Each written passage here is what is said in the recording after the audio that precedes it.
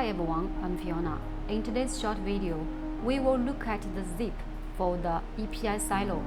As you can see, the zip is located at the bottom of the silo. The overall length of the zip is about 300 mm.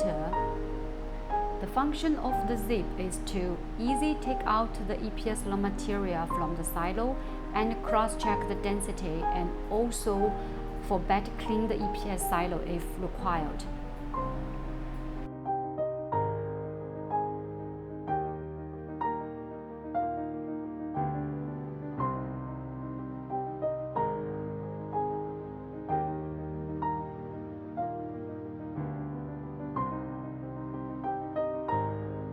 Thank you for watching. I'll see you next video.